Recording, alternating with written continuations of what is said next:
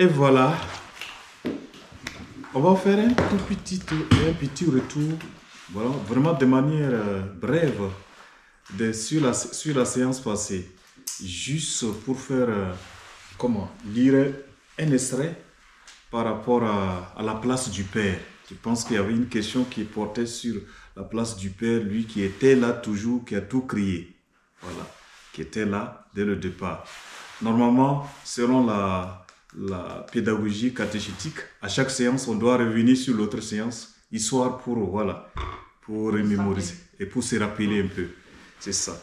Donc, juste un écho pour dire la place du Père en tant que tel, à travers nos terres.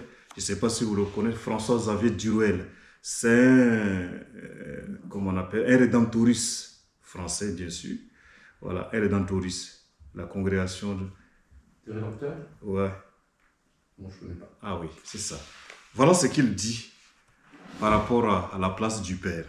Il dit ceci. Aucun homme ne mérite le nom de Père en tant que le Dieu de Jésus-Christ, en qui la paternité s'identifie avec son être même. Jamais un homme ne peut être Père dans un sens aussi absolu. Uniquement le Père est Père tout entier. Un Père humain est lui-même fils de quelqu'un, alors que Dieu est le Père inagendré. L'origine sans origine, Dieu en tant qu'origine. Voilà. Et vous voyez la différence qu'il fait. Et pour lui, si Alain Jean se dit qu'il est père, c'est parce qu'il a un fils, lui aussi il est fils de quelqu'un. Quelqu'un l'a engendré. Alors Dieu, personne. Dieu, il est inagendré. Donc lui, il est à l'origine de tout. C'est lui qui a tout créé. Et j'ai fait une transition là pour parler de notre charisme, pour qu'on nous appelle tous frères chez nous. C'est notre fondateur qui a voulu cela. Même quand tu es prêtre, frère. C'est notre appellation commune. On te dit frère Augustin, frère Intel. C'est notre fondateur qui a voulu cela. Parce qu'il est parti dans l'évangile de Saint Matthieu, n'appelez personne sur terre père, car vous êtes tous frères et vous n'avez qu'un seul Père, le Père Céleste. Voilà. C'est ce que notre fondateur a exigé. Et du coup, certains de nos frères aînés, quand tu les appelles père, ils vont rougir. Ils vont rougir, ils n'aiment pas ça. On nous a tellement... C'est dans notre chair, quoi. Et on aime qu'on nous appelle frère, parce que ça nous rapproche des autres. Voilà. Frère de tout le monde, frère dans la fraternité évangélique, frère, voilà, dans l'église universelle. Voilà. Donc, ce qu'il dit, ça rejoint un tout petit peu ce que nous vivons en tant que frères, voilà, vivant dans la fraternité. Même qu'entre nous, il y en a, comme vous le savez, hein, dimanche, je vais parler brièvement, puisque c'est le 2 février, c'est la vie religieuse, la journée pas ce dimanche, mais l'autre dimanche. Et entre nous, il y en a qui sont ordonnés, d'autres ne sont pas prêtres. Ça, c'est les deux aspects. Chacun selon sa vocation. Chacun selon sa vocation. Et tout commence lors des étapes de notre formation. On discute avec nous pour voir, discerne, comme on dit, voilà le mot maître, pour voir, bon, si dans l'avenir, la congrégation te demande pour le sacerdoce, est-ce que tu serais disponible? Voilà là où la décision se prend, ouais, brièvement. Mais ce qui compte pour nous, c'est la fraternité. La première des choses, c'est la fraternité, c'est d'être frère. Le sacerdoce, c'est un service. Voilà, c'est un service. Bref, voilà la parenthèse que je voulais ouvrir par rapport à la séance passée. Donc, Dieu, lui, il est le Père de toute éternité. À lui appartient la paternité absolue. Alors qu'un être Père, lui aussi, il est fils d'un autre homme. Voilà. La paternité d'un homme est relative et la paternité de Dieu est absolue. En un mot. Voilà. C'est ça. C'est bien? C'est bon? Voilà. Mais du coup, quand je vous appelle frère, Oui. Augustin, Oui. il faudrait vous appeler frère, du coup. Oui, frère, c'est bon. D'accord. Parce que moi, Il nous arrive... Frère. Donc Oui. en fait, il faudrait que je dise frère. Oui. Non. C'est bizarre quand même. Ah oui. Mais Prosper, on l'appelle Père Prosper. Entre vous, Exactement. vous appelez frère. Et ils sont des prêtres diocésains. nous sommes des religieux prêtres. Ah, c'est compliqué. Ils sont pas Elles ne sont pas de même ordre. Si. Nous recevons le même sacrement. Il n'y a pas de différence. C'est le même sacrement. Oui, le même mec qui nous ordonne. Mais la différence, nous sommes des religieux, nous faisons des vœux. En plus, l'ordination. Nous faisons des vœux. Ça aussi, c'est compliqué. Les vœux. Et il va falloir une séance pour ça, hein, sinon ça va. Le vœu, ce qu'on appelle le vœu de chasteté, vœu d'obéissance et vœu de pauvreté. 3 vœux, les 3 conseils évangéliques. Vœu de chasteté, nous avons promis de ne pas nous marier. Vœu d'obéissance, obéissance à notre supérieur. Si on m'appelle aujourd'hui, au 800, on t'envoie où ça là, ou auquel pays, par exemple au Brésil, je vais discuter. Je ne vais pas obéir quand même comme un mouton, mais on va discuter. Mais finalement, après avoir discuté, je dois donner ma disponibilité. Ça coûte cher, hein, parfois. Hein, quand on peut te dire, pas, on a pensé à toi pour tel service, pour tel endroit. Et nous, on n'est pas limité à un endroit. Par contre, ils viennent ici par un accord entre les 2 évêques. D'un diocèse de France à un diocèse du Togo. Nous, on vient ici parce qu'on circule dans tout le monde entier. Notre origine, même c'est en France, nous. On a été fondé ici en France. Et c'est pour cela qu'on a eu des missions au Brésil, au Portugal, un peu partout. Voilà. Donc nous, on peut circuler partout dans le monde entier et on les appelle prêtres diocésains. Prêtres diocésains, tandis que nous, nous sommes frères missionnaires des campagnes. Bon, quand bien même on nous retrouve de temps en temps en ville, quoi. Bon, selon les besoins. Voilà. C'est quand même plus clair en fait. Mais après, Pareil. Pareil, Sœur des campagnes. sœur des Tout à campagnes. fait. Parce que là, Exactement. c'est une obligation. C'est notre branche féminine. Ok. mais un prêtre fait des vœux aussi. Oui, il fait promesse d'obéir à l'évêque. Mais de chasteté, etc., non? Dans l'histoire, ce n'est pas lié automatiquement. Le célibat est venu plus tard, lié à son ministère, qui va avec son ministère en tant que tel. Mais ce n'est pas de vœu en tant que tel. Le vœu proprement dit est affecté au religieux, le religieux en tant que tel. Le prêtre, vous voyez, si un prêtre se marie, c'est compliqué, il ne sera pas disponible. Donc, dans l'histoire, il y a eu un cheminement, tout un cheminement. Voilà pourquoi à un moment donné, les gens réclamaient le mariage de prêtre. Même si, bien même, je vais loin. Un jour, le Vatican ordonne que les prêtres se marient. Nous, on n'a pas le droit. Mais les autres prêtres ont le droit. Ah, ça fait déjà long. D'accord. Mais les prêtres orientaux, tout ça, ils se marient. Oui, dans l'église anglicane, par exemple, oui. Les orthodoxes, tu vois, oui.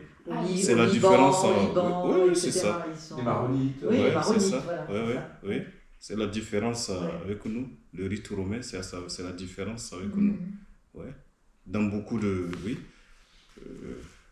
Dans l'église anglicane, tout ça là, même l'archevêque, tout ça là, il se marie, tout ça, oui. C'est un peu différent. Les différences sont tellement subtiles et complexes. Il faut vraiment voir les textes, lire, même génération. Voilà. Pour que, voilà, c'est quelqu'un qui parle de ça, celui-ci, Casper, je ne sais pas. La tradition, vraiment, on dit, la tradition se transmet de génération en génération. Et la tradition celui-ci dit, comment il s'appelle, Bernard Sesboué, parfois on oppose la tradition à l'évangile. Non, il dit, ce n'est pas opposé. Voilà. Ce n'est pas opposé parce que quand on veut dire la tradition aussi, c'est quoi? C'est aussi les Écritures. Voilà, c'est aussi les Écritures. Voilà, les témoignages des apôtres. Les témoignages des apôtres. Ce qu'ils ont vu de Jésus, c'est ce qu'ils ont reconnu de Jésus, entendu de Jésus. Voilà. Et nous, de notre tour, ce que les apôtres nous ont transmis, c'est ça. Voilà. Et nous allons transmettre cet enseignement des apôtres, l'enseignement des apôtres, de manière fidèle aux autres générations. Et ça ne fait que, voilà, ça ne fait que comment on appelle ça, progresser de génération en génération, c'est perpétuer de génération en génération. Donc, si nous voulons clarifier d'abord, avant d'arriver au test que je voulais dire, on va clarifier le terme de tradition. Dans le Concile Vatican II, voilà ce qu'ils disent. Voilà, au paragraphe 3 de De Verbum, au paragraphe 3 du Concile Vatican II, il dit ceci de la tradition. Et là, vous allez voir pourquoi je vous ai donné les tests. Et ça fait une belle transition. Je ne sais pas si vous avez fait une remarque. Aujourd'hui, pendant la messe, j'étais là, je souris. Les frères ne comprenaient pas. C'est moi seul qui savais ce qui est venu dans ma tête. La première lecture d'aujourd'hui à la messe, c'est un de nos tests.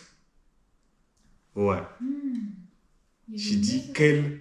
Il dit, tous les jours. Tous les jours, nous on célèbre. Chaque matin que Dieu fait. Ouais. Chaque matin. T'as lu les textes de ce matin? Ouais. Les EQAD, c'est ça? Ouais, la culte. Non, bah non. En fait, La première lecture, la lettre aux Hébreux. Là, j'ai pas pu le T'as la Magnificat. Ça arrive. Ah, alors. Parce que le matin, on me laissait attendre. D'accord. On va lire un extrait et puis vous allez voir. Voilà. On va commencer par le paragraphe 4, mais c'est surtout un autre paragraphe. Le Christ, plénitude personnelle de la révélation. Nous parlons, notre thème aujourd'hui c'est quoi? Jésus-Christ dans la tradition chrétienne. La tradition chrétienne voit Jésus comme la figure de la plénitude de la révélation. Et nous allons voir encore Jésus comme médiateur d'une nouvelle alliance dans le texte que nous allons voir tout à l'heure. Et c'est tellement clair. Il est dit ceci dans le paragraphe 4. Après avoir à bien des reprises et de bien de manières parlé par les prophètes, Dieu en ces jours qui sont les derniers nous a parlé par son Fils. Il a envoyé en effet son Fils, le Verbe éternel, qui éclaire tous les hommes pour qu'il demeure parmi eux et leur fit connaître les secrets de Dieu. Voilà. Jésus-Christ, donc, est le Verbe fait chair, homme envoyé aux hommes. Il prononce les paroles de Dieu et achève l'œuvre de salut que le Père lui a donné à faire. Cette œuvre de salut, vous vous rappelez, Dieu a marché avec son peuple dans l'histoire du salut. Il a cheminé avec le peuple dans l'histoire du salut. Et il a parlé aux hommes, au peuple, pas de bien de manière, pas les prophètes. Vous vous rappelez toute l'histoire, tout l'itinéraire de l'Ancien Testament. Mais à la fin des temps, qu'est-ce qu'il a fait? Finalement, qu'est-ce que Dieu fait? À un moment donné, qu'est-ce que Dieu a fait de l'histoire? Il a envoyé son Fils. Il a envoyé son Fils. Et ce Fils, on voit en lui comme celui qui est vraiment le médiateur d'une nouvelle alliance. Et c'est lui qui accomplit, finalement, qui est la figure, voilà, de la plénitude de l'alliance, en quelque sorte. Ouais. La plénitude, en même temps, qui ouvre vers un avenir encore, voilà, qui est très dynamique. Donc, cela nous introduit, et concrètement, nous allons lire un autre paragraphe pour nous introduire dans les textes que, voilà, ici, le paragraphe 8, quand on dit la sainte tradition, c'est De Verbum, le paragraphe 8. Il dit ceci, c'est pourquoi la prédication apostolique, ce que nous avons appelé enseignement, voilà, qui se trouve spécialement exprimé dans les livres inspirés. Les livres inspirés, c'est quoi? Les évangiles. Les Ça peut être les livres des auteurs de l'Église, etc. aussi. Non, n'ayez pas peur d'affirmer. Non, je disais que c'était peut-être les évangiles. Voilà, la Bible, voilà, Ah, dans sa multiplicité, voilà, qu'on peut dire livre tel, livre de la Genèse, livre ceci, voilà, dans les livres inspirés, voilà, Okay. c'est ça, voilà, devait être conservé par une succession ininterrompue, comme vous venez de le dire, jusqu'à la consommation des temps. Les apôtres transmettant donc ce qu'ils ont eux-mêmes reçu engage les fidèles à garder les traditions qu'ils ont apprises, soit de vive voix, soit par les Écritures. Voilà. C'est-à-dire, la tradition, on dit la tradition vivante par vive voix, par l'enseignement, ou soit par les Écritures. Et si vous vous rappelez vraiment, la tradition, nous la recevons des apôtres. Il y a 3 ans, j'ai écrit une dissertation de 20 pages, c'était comment annoncer la bonne nouvelle à la suite des apôtres. C'était ça. Comment annoncer la bonne nouvelle à la suite des apôtres. Voilà. Et qui avait vraiment été bien reçu. Comment annoncer la bonne nouvelle à la suite des apôtres. La problématique que je voulais soulever, c'est qu'est-ce qui nous autorise à annoncer la bonne nouvelle? Nous qui n'étions pas là, nous qui n'avons pas vu Jésus, nous ne l'avons pas vu. Les apôtres, certains l'ont vu. Au moins c'est les 12, n'est-ce pas? Je me trompe, dites-moi. Non, on ne l'a pas vu, mais on le connaît. Voilà, nous ne l'avons pas vu et ils l'ont vu. Ils ont cheminé avec lui, ils ont mangé avec lui, ils ont marché avec lui, ils ont reçu des enseignements de lui. Ils ont vécu concrètement avec lui. Mais nous, qu'est-ce qui nous autorise à nous dire, alors nous connaissons Jésus, il est né, il nous a aimés, il a marché, il nous a enseigné, il a souffert, il est mort, il est ressuscité. Et nous affirmons même, nous prenons le risque de dire que nous l'avons vu ressusciter. Ça ne vous a pas arrivé de dire ça? Jésus est ressuscité. À Pâques. Pour dire que... Et ça sous-attend à dire que nous l'avons vu. Mais nous avons le droit de le dire. Comme tout Saint Paul. Il n'avait pas marché. Il n'avait pas marché, il ne faisait pas partie du collège des apôtres. Lui qui persécutait les chrétiens. Et c'est sur la route de Damas même qu'il a été ramassé. Dans son orgueil, on dit qu'il était au sommet de son orgueil. Le Midi veut dire qu'il était au sommet de son orgueil. Il a été renversé par Jésus lui-même. Et Jésus l'appelle, « Saul, pourquoi me persécutes-tu » Il dit, « Qui es-tu toi ?» Moi, c'est le Christ. Et désormais, c'est lui-même qui devient l'ambassadeur de la bonne nouvelle et le messager de la bonne nouvelle, or qui était vraiment le persécuteur des chrétiens. Si Paul finalement arriva à affirmer que Jésus est ressuscité, nous sommes les témoins. Nous aussi, nous pouvons affirmer comme Paul que nous l'avons vu ressusciter. En nous basant sur les Écritures, en nous accueillant l'enseignement qui vient des apôtres. Voilà, en croyant vraiment aux apôtres, ce qu'ils nous ont dit c'est vrai. Et nous recevons cela avec foi. Et donc, du coup, notre foi n'est pas de la seconde main. Elle est aussi de la première main comme les apôtres. Quand bien même nous n'étions pas là.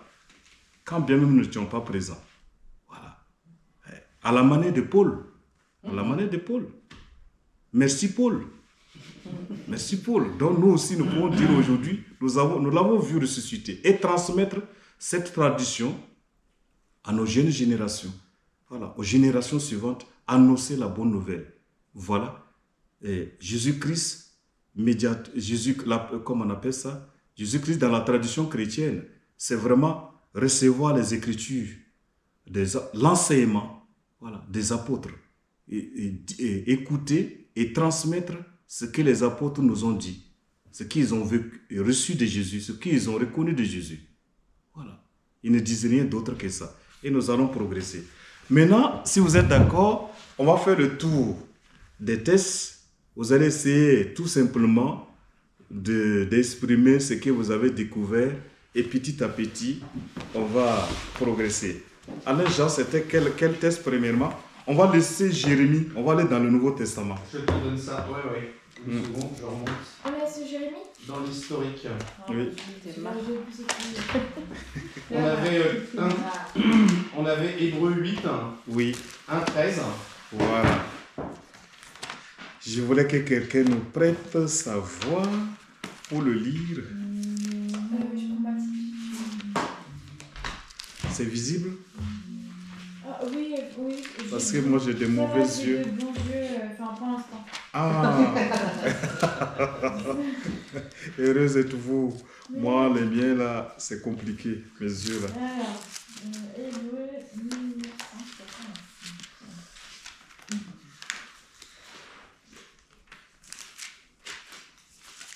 Hébreux, combien là? 8, 1, 13. Oui, 8, 1, 13. J'y suis. Mais je vous dis mes déposits. Tu vois clair? Oui, ça va. Mhm. Après, je sais pas si j'ai... Quelqu'un. Moi, je l'ai. Je vais prêter sa voix. Quelqu'un pour nous prêter sa voix pour le lire. T'as trouvé Jennifer? Et Vas-y puis- Marie. Et puis vos ébauches. Vas-y, en disant alliance nouvelle, il rend vieille la première. Or, ce qui est vieilli et vétuste est près de disparaître.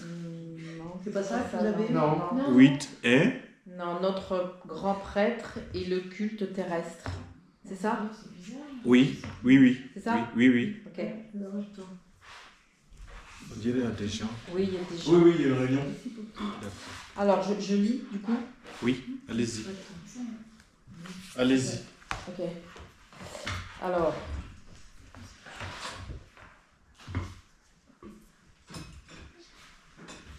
C'est quelqu'un qui vient, qui participe à la réunion. D'accord. C'est tout. Là. Tiens, Elsa. Ça, ils ont lancé il y a longtemps. Non. Sûr. Bah ouais, bien sûr. Tu veux venir? On est tous donc. Bah il a raison, Adrien. Viens, t'asseoir. D'accord, ok, il a raison. Adrien, tu viens manger avec nous après? Alors, aux Hébreux. Non, parce qu'après, tu fais le petit 1 jusqu'à 13. C'est le grand 8. Il va falloir Bah, c'est reprendre ça. Et bah, Marilyn. non, c'est pas ça. C'est toujours pas ça, là. Bon, enfin bref. Bon, alors, je lis alors. Ouais. On n'a pas trouvé? Bah, Marilyn. Tu veux que. Exact, Or. regarde, Bonne arrivée. Voilà. Il y a beaucoup de malades aujourd'hui. C'est la personne. j'ai pas pris mon lexique. Allez, Christine. Or, point capital de notre exposé, c'est bien un tel grand prêtre que nous avons. Lui qui est assis à la droite du trône de la majesté, dans les cieux, comme ministre du sanctuaire et de la véritable tente dressée par le Seigneur et non par un homme. Tout grand prêtre est établi pour offrir des dons et des sacrifices, d'où la nécessité pour lui aussi d'avoir quelque chose à offrir. Si le Christ était sur la terre, il ne serait pas même prêtre, la place étant prise par ceux qui offrent les dons conformément à la loi. Mais leur culte, ils le rendent à une copie, à une esquisse des réalités célestes, selon l'avertissement divin reçu par Moïse pour construire la tente. Vois, lui est-il dit, tu feras tout d'après le modèle qui t'a été montré sur la montagne. En réalité, c'est un ministère bien supérieur qui lui revient, car il est médiateur d'une bien meilleure alliance dont la constitution repose sur de meilleures promesses. Je continue? C'est jusqu'à 13. Oui. On est à 7. C'est ça? Ouais, je prenne la main. Oui, vas-y. Oui, oui, vas-y. Car s'il n'y avait rien eu de défectueux à la première alliance, il n'y aurait pas eu lieu d'en substituer une seconde. Et cependant, Dieu parle ainsi en blâmant ceux qui l'avaient reçu. Il viendra un temps, dit le Seigneur, où je ferai une nouvelle alliance avec la maison d'Israël et avec la maison de Juda. Excuse-moi, mais j'ai pas du tout ça en fait. C'est normal, c'est pas la même Bible. Ah d'accord. Moi, je l'ai. Moi, j'ai ça. C'est toujours c'est le même sujet depuis, Sur celle-ci, il y a quelques mois, si tu veux, c'est clair. On n'a pas tous la même. Donc là, j'ai tapé celle que j'ai donnée la mienne à Augustin. Alors d'accord, merci de ça de ton... Non selon l'alliance, non selon l'alliance que j'ai faite avec leur père au jour où je les pris par la main pour les faire sortir de l'Égypte, car ils ne sont point demeurés dans cette alliance que j'avais faite avec eux, et c'est pourquoi je les ai méprisés, dit le Seigneur. Mais voici l'alliance que je ferai avec la maison d'Israël, après que ce temps-là sera venu, dit le Seigneur. J'imprimerai mes lois dans leur esprit, et je les écrirai dans leur cœur, et je serai leur Dieu, et ils seront mon peuple. Et chacun d'eux n'aura plus besoin d'enseigner son prochain et son frère en disant « Connaissez le Seigneur », parce que tous me connaîtront depuis le plus petit jusqu'au plus grand. car je leur pardonnerai leurs iniquités, et je ne me souviendrai plus de leurs péchés. Or, en appelant cette alliance une alliance nouvelle, il a montré que la première se passait et vieillissait. Or, ce qui se passe et vieillit est proche de la fin. Merci. Merci. Alors, par rapport à notre thème, qu'est-ce que vous diriez, par exemple, Jésus-Christ dans la tradition chrétienne? Si vous lisez ce texte-là, qu'est-ce qu'on peut dire de la figure de Jésus ou du rôle de Jésus, en quelque sorte, par rapport au prophète qu'il y a eu dans l'Ancien Testament ou par rapport au Père? Pour moi, la partie importante, c'est le fait qu'on le connaisse, alors qu'avant, il fallait apprendre à le connaître. Et qu'avec la nouvelle alliance, ce que dit Dieu, c'est qu'on le connaîtra directement. Et il sera dans nos cœurs. Avec l'incarnation, exactement dans nos cœurs. Le fait d'être le mot, le connaîtra dans nos cœurs, c'est vraiment l'incarnation en quelque sorte. Oui, oui. Et ensuite, Est-ce que vous pouvez répéter la question? oui, je disais. Parce que je l'ai trouvé très long et je n'ai pas compris. Ah oui, je disais ceci. Alors, notre thème, c'est Jésus-Christ dans la tradition chrétienne. C'est le thème. Par rapport à ce thème-là, et en lien avec le texte que nous venons de lire, qu'est-ce que vous diriez du rôle de Jésus ou de la figure même de Jésus, surtout son rôle?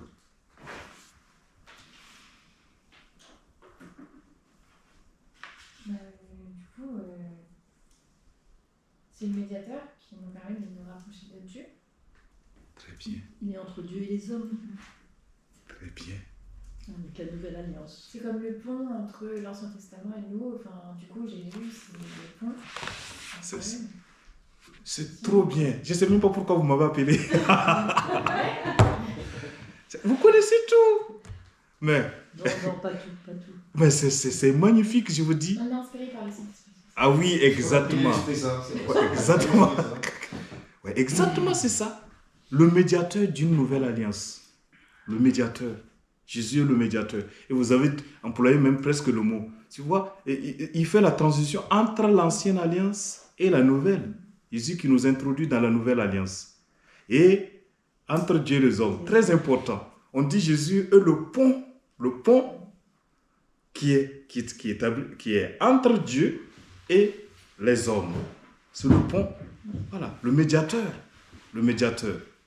Il y a une discussion terrible entre les théologiens protestants et puis les chrétiens par rapport au rôle de Marie. Parce que presque nous disons parfois que Marie est médiatrice. Théologiquement, ce n'est pas tellement accepté. Voilà, c'est pas tellement accepté. C'est vrai, Marie a joué un rôle très important. Voilà. Et nous le disons dans notre foi populaire, on dit la médiatrice, on le dit parfois. On dit de passer par Marie. On de passer par Marie, voilà. Mais théologiquement, on refuse vraiment, on a peur de prononcer le mot parce que le titre médiateur appartient au Fils. Voilà, c'est lui.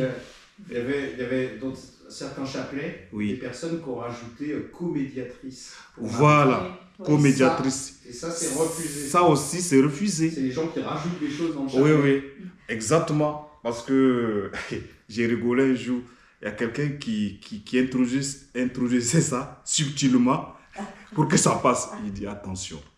Il dit, moi je ne serai pas responsable de ce que tu fais. Parce qu'on a peur, parce que ce n'est pas accepté théologiquement. Parce qu'à moindre chose, on va te qualifier d'hérétique. Hein? Bon, heureusement que nous ne sommes plus au Vatican et qu'on va nous brûler sur la grise. Heureusement. Mais ça reste que bon, il y a des mots qui ne sont pas vraiment ajustés. Voilà. On peut passer par Marie. Et il y en a un qui dit Marie est le chemin le plus aisé, le chemin aisé pour aller à Jésus. Mais pas pour aller à Dieu directement. Vous voyez comment il faut cheminer? On ne dit pas qu'il faut passer par Marie pour aller à Dieu. Mais il faut passer par Jésus pour aller. La vérité et la vie. Personne ne peut aller au Père sans passer par moi. Voilà. Personne ne peut aller au Père sans passer par moi. Dans l'évangile de Saint Jean, c'est tellement clair. Voilà, c'est tellement clair. Chacun vraiment son rôle. Chacun a son rôle. C'est comme nous. Voilà. Et si je joue le tam-tam, vous connaissez ce qu'on appelle le tam, c'est un instrument africain. Et un autre joue à la guitare, un autre joue à castagnette. Bon, il faut attribuer à chacun vraiment son rôle qui lui revient. Et c'est ça qui fait vraiment l'harmonie des choses et la beauté, la solidité. Ouais, ouais. Voilà, ici, je reviens à dire que ce qui est dit de manière claire ici, vraiment Jésus est le médiateur d'une nouvelle alliance, qui nous introduit dans la nouvelle alliance. Désormais, voilà, et nous avons Dieu dans nos cœurs comme l'alliance est inscrite dans notre cœur par l'incarnation. L'incarnation, Dieu avec nous. Dans les temps anciens, Dieu a marché avec le peuple. Il a parlé à travers des prophètes, pas les prophètes comme on dit. Mais dans les derniers temps, comme la lettre nous dit, il a envoyé son propre fils. Et son fils, c'est lui-même, Dieu qui s'incarne. Ah, oui, c'est dans la personne de son fils. Voilà. Et donc, du coup, nous avons Dieu parmi nous. Emmanuel, Dieu avec nous. Dieu avec nous. Et voilà. Ce n'est plus, Dieu ne nous parle plus, comme Adolphe Guéché dit, dans les hauteurs. Et Dieu n'est plus ce Dieu, quand on voit son visage, on meurt. Parce que dans l'Ancien Testament, on ne regarde pas le visage de Dieu. L'histoire avec Moïse, selon Grégoire de Nice, il dit que on ne voit pas Dieu de face, on le voit de dos. Voilà. Et quand il t'explique ça, c'est aussi, ça tient la route. Parce que si tu le vois de face, ton chemin est achevé. Le voir face à face, ça veut dire qu'on n'a plus besoin de le suivre encore. C'est la mort. On est introduit dans la vie de Dieu. Nous le voyons face à face. Mais sur la terre, nous le suivons de dos. Et le fait que nous le suivons de dos nous stimule, nous dynamise à vouloir le voir face à face. Parce que vouloir le voir en face, c'est tomber dans le vice. Tomber dans le vice, parce que quand nous suivons quelqu'un, comment nous faisons? Dites-moi. Physiquement. De dos. Et si nous voulons le suivre de face à face, qu'est-ce qui va se passer? On marche en arrière et on tombe. Voilà. Par exemple, si je dis je vais suivre les gens, il se lève et va à Mélin. Je te suis de dos, non? Bah oui. Mais si je veux voir ta face, je veux prendre le sens contraire de là où tu vas, n'est-ce pas? Je prends l'orientation contraire. Et du coup, je ne te suis plus. Dans nos expressions même, et parfois dans notre foi chrétienne, que je vais te suivre face à face, je vais voir Jésus face à face, on dit, on ne peut pas suivre le Christ de face à face, on le suit de dos. La transition qui se fait entre l'Ancien Testament et le Nouveau Testament, et justement le fait de ne pas voir Dieu, c'est aussi le rideau du temple qui se déchire. C'est-à-dire que ça ouvre. Oui, exactement. Ça nous ouvre, voilà. Oui. On a accès à ce qui nous faisait mourir auparavant. En fait. Exactement. Oui. Eh bien, très bien. Autre chose? Quand Jésus meurt, oui. Il y a la nuit qui se fait, etc. Et dans le temple de Jérusalem, il y avait plusieurs parties jusqu'au Saint des Saints. Ouais. La partie qui était la plus... dans laquelle les prêtres entraient une fois par an pour prier, en gros, et personne n'avait le droit de rentrer. C'était là où était supposé être Dieu. Et il y avait un rideau qui protégeait cette pièce. Quand Jésus meurt, ce rideau se déchire. Ouais. Nous sommes introduits. Donc, si tu veux, il n'y a plus de passage en fait. C'est-à-dire que le passage vers le Saint des Saints, l'endroit le plus sacré, devient ouvert, puisque le rideau qui séparait est déchiré. Ouais. Donc ça rejoint ce que disait le frère Augustin sur... oui. Oui, c'est subtil. Assez, c'est subtil, c'est une toute petite phrase. Ouais, parce qu'en fait, on pourrait croire que quand le rideau se fend, c'est comme si on cassait quelque chose. Mais justement. Quand déchirer quelque chose, c'est... Le rideau se déchire, c'est-à-dire que tu acceptes... Comme si, vu qu'on... Le Dieu qui était distant, qui était loin, en fait, et qui était caché, ben maintenant ça s'ouvre et on a accès au Dieu. Oui, tu as... Ok. Ouais. C'est vrai qu'on pourrait le voir dans un autre sens. Voilà. Une autre réaction par rapport au test, toujours. Une autre découverte... Le nom, c'est comment? Lucie. Voilà, Lucie. Dis-nous quelque chose, s'il te plaît. Sur ce texte-là? Oui.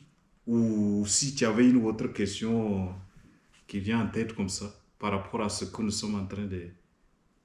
Bah, après, moi, ce que j'ai compris sur les autres textes, c'est que, en fait, Jésus, quand il est venu, c'est vraiment... Enfin, comment expliquer? Jésus, il est venu et il a apporté... Enfin, en gros, il est venu et il a apporté comme si... En fait, Dieu, il venait sur terre, vous avez dit. Et... comment expliquer? Et en gros, il nous a rapprochés de Dieu. Exactement. Comme l'avait dit Jennifer, en faisant le pont un peu. Parce qu'il parlait un peu pour Dieu en tant qu'homme. Oui.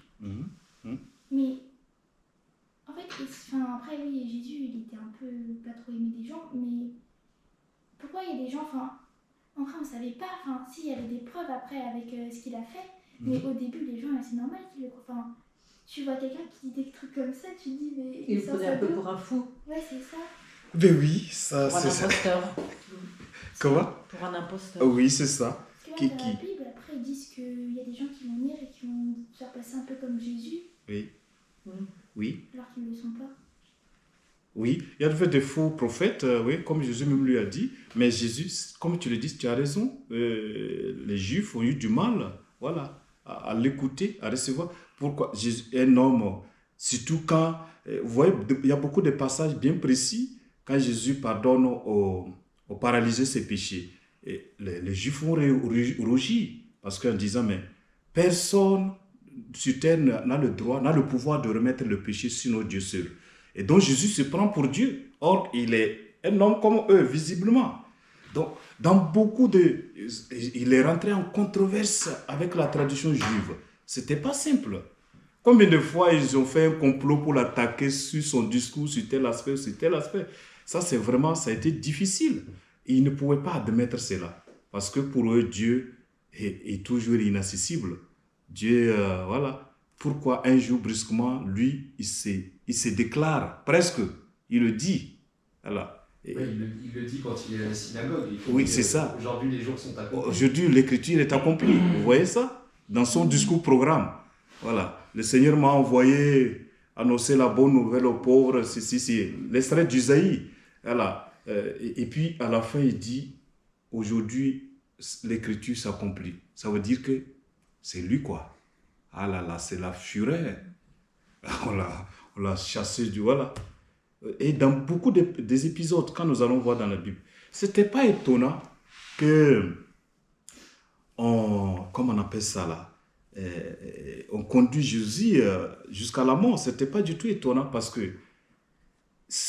Regardons, nous qui sommes là, aujourd'hui même encore, dans notre chère Église catholique, quand quelqu'un se lève et dit qu'il a des révélations, l'Église reste vraiment très prudente et puis on le regarde de près, quoi. Quand quelqu'un dit qu'il a des révélations, il donne des révélations, on va le soumettre. On va le soumettre vraiment à des épreuves pour savoir si vraiment ce qu'il dit vient de Dieu ou ça vient d'un autre, voilà, d'une autre voie. Voilà. C'est de la même manière. Parce que les Juifs et l'Église, c'est la tradition. On garde vraiment ce qu'on a reçu fidèlement des apôtres. On ne veut pas dire des hérésies, ni de faire des choses contre Dieu. Donc, c'est tout comme les Juifs. Nous aussi, nous gardons la tradition, hein, en quelque sorte. L'Église en tant que tradition, l'institution, l'Église institution. Il ne veut pas que quelqu'un se lève un jour ou autre, remettre en cause tout ce qu'on a appris et dire, voilà, dis ceci, dis cela. Voilà. C'est un peu comme les Juifs aussi. Donc ce n'était pas étonnant. Quelqu'un dit, Jésus, il meurt de ce qu'il a vécu, de ce qu'il était. Ce n'était pas possible qu'on ne le conduise pas à la croix. Ce n'était pas possible. Vu son opposition à l'égard de tout, de la tradition et de l'homme, ce n'est pas possible qu'il ne soit pas mort. Ce n'était pas possible. Il a tout changé. Comment? Il a tout changé. En tout cas, il a apporté vraiment un changement, c'est un changement qu'il faut dire, une bonne nouvelle.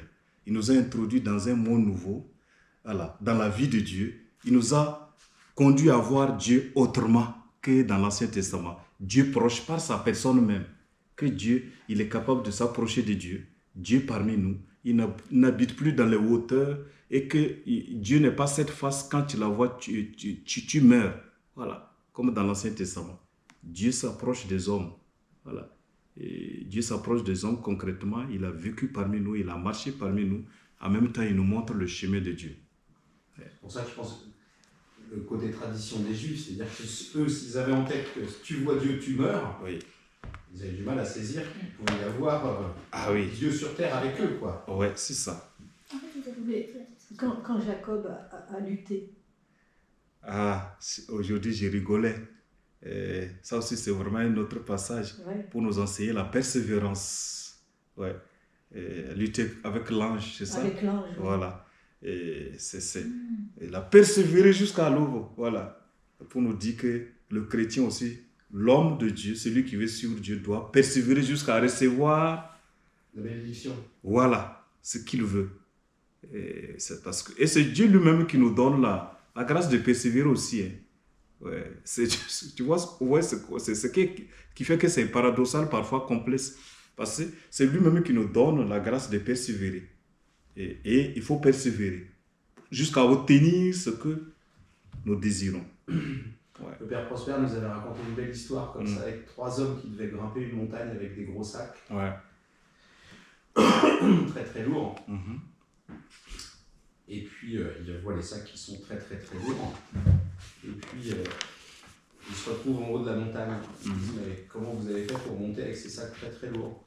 Le premier, il a dit, j'ai retiré une partie de ce qu'il y avait dans le sac pour monter. Ouais. Et le deuxième, il dit, j'ai retiré aussi une partie de ce qu'il y avait dedans.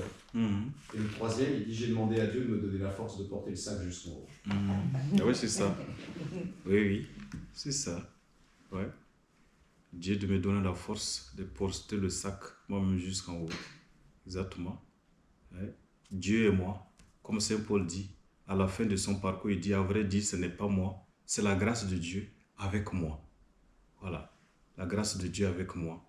Et c'est comme ça notre vie chrétienne, la grâce de Dieu avec nous. Voilà, avec nous. Ouais. Est-ce qu'on peut voir un autre passage parmi les... On a le 9 qui est la page d'après, en fait, Oui. qui était 9-15, Mhm. et qui était... C'est c'est pour 15-16, hein, c'est ça 15-16, oui. Quelqu'un a la tome, tu l'as Lucie, toi, t'as la tome Hébreu. C'est toi qui l'as la tome Hébreu 9. 9-15-16. Voilà. Tu peux lire, Elsa Ok, 9, 15, c'est ça 9-15-16, qu'on est la vraie traduction officielle. Voilà pourquoi il est médiateur d'une alliance nouvelle, d'un testament nouveau. Sa mort étant intervenue pour le rachat des transgressions commises sous la première alliance, ceux qui sont appelés reçoivent la promesse de l'héritage éternel. Car là où il y a testament, il est nécessaire que soit constatée la mort du testateur. Mhm. Poursuis toujours. Je poursuis. Oui, un peu. Un testament ne devient valide qu'en cas de décès. Il n'y a pas d'effet tant que le testateur est en vie. Aussi, la première alliance elle-même n'a-t-elle pas été inaugurée sans effusion de sang? Mhm.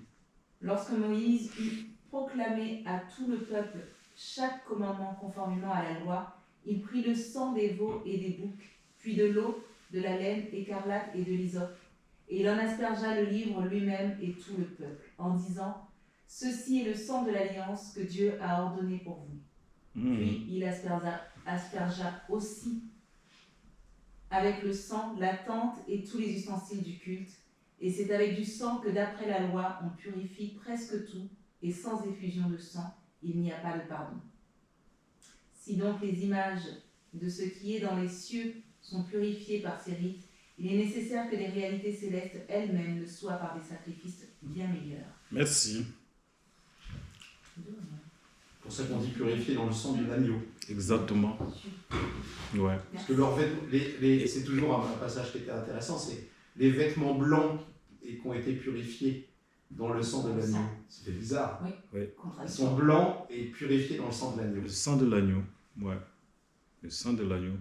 C'est pas dans l'aspect physique dont on parle. Oui. C'est sous l'aspect symbolique, spirituel. Voilà. Et c'est ça qu'il dit. Ouais, et le sang de l'agneau, voilà, comme, ça fait écho aussi aujourd'hui, ici, si vous le voulez, Jésus qui met fin à tous les sacrifices de l'ancienne alliance par sa propre personne. Dans l'ancienne alliance, on sacrifiait, on immolait des animaux, et ce sera. Mais Jésus lui-même s'est fait l'autel et l'agneau. Voilà. Voilà ce que la tradition dit de Jésus, en quelque sorte. La tradition dit de Jésus, la tradition de l'Église. Si on dit Jésus dans la tradition chrétienne, voilà comment la tradition chrétienne voit Jésus. Comme celui qui met fin aussi au sacrifice, à tous les sacrifices, lui-même en se donnant sur la croix. Voilà. Pour nous chrétiens maintenant, c'est l'unique sacrifice qui nous sauve. Parce que les sacrifices de l'ancienne alliance, c'était vraiment beaucoup de sacrifices. Hein. Et le sang coule à flot, hein. On brûle les animaux. Et c'est l'eau, comment, la fumée qui montait vers Dieu. On dit c'est ça qui appartenait à Dieu, en quelque sorte. Voilà, la fumée qui montait vers Dieu. On brûlait le sang. Mais Jésus est venu mettre fin à tous ces sacrifices. Jésus s'est lui-même donné.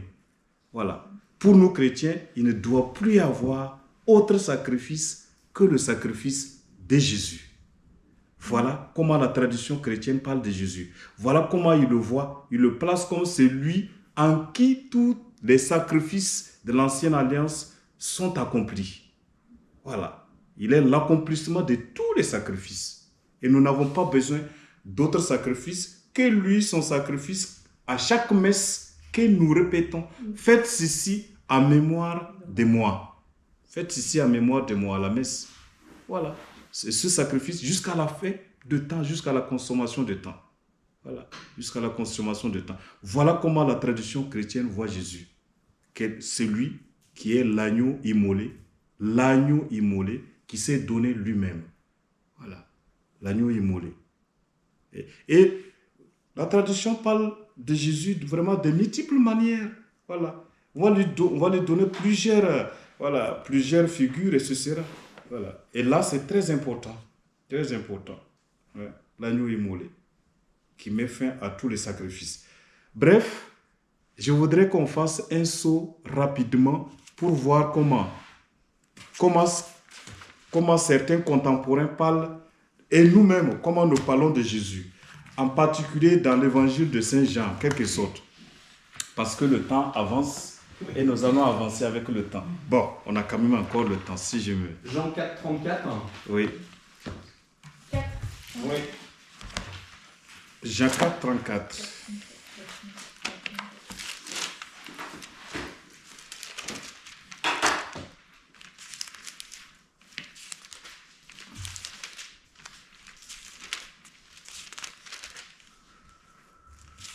Tu as trouvé? Tu l'as lu, si? Tu veux lire? Jésus leur dit, ma nourriture est de faire la volonté de celui qui m'a envoyé et de mener son œuvre à bonne fin. Ne dites-vous pas, encore 4 mois et vient la moisson? Eh bien je vous dis, levez les yeux et regardez les champs, ils sont blancs pour la moisson. Tu continues ou... Non, c'était 4,34 simplement. Nous avons donné le frère Augustin. J'ai lu 35 aussi un peu. Oui, c'est pas grave. T'étais lancé, c'est pas grave. J'ai pas vu. Moi, ma nourriture est de faire la volonté de celui qui m'a envoyé et d'accomplir son œuvre. Voilà. Voilà. Pourquoi je vous ai proposé cette thèse? Mais moi, du coup, j'ai Oui. une petite invitation. Allez-y. Je disais que, enfin, c'est ce que j'ai compris avant. La parole de Dieu, c'est notre nourriture spirituelle et qu'il faut l'écouter pour venir jusqu'au Père. Et le but effectivement, quand on dit la volonté et l'œuvre de mon Père, c'est de revenir vers Dieu en devenant ses enfants. Dans le même sens, quand Jésus dit ça là, la nourriture c'est de faire la volonté. Volonté et il dit quoi? Et de mener son œuvre à bonne fin.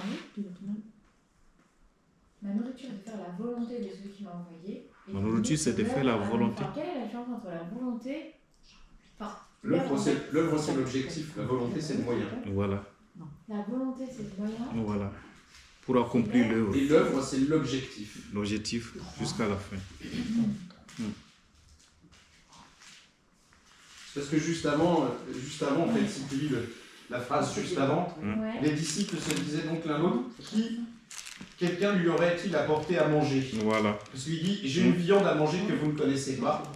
Quelqu'un lui aurait-il apporté à manger? Et il dit, en fait, ma nourriture, c'est de faire la volonté de mon Père. Ainsi qu'il se nourrit. C'est une nourriture spirituelle. Voilà. Par la parole de Dieu. Voilà. Donc le moyen, c'est... Et c'est ce que, quand on avait visité à Milan, on avait visité l'exposition universelle qui était basée sur la nourriture, il y avait la maison du Vatican, et tous les pays du monde qui étaient représentés. Et il y avait le Vatican, donc c'était sur la nourriture. Et sur la façade, il y avait marqué « L'homme ne se nourrit pas seulement de pain ». Ouais, mais toute parole qui vient de Dieu. Voilà. C'était au contraire de tout ce qu'il y avait autour, où on vantait les nourritures locales, en fait. Et là, on venait à l'essentiel.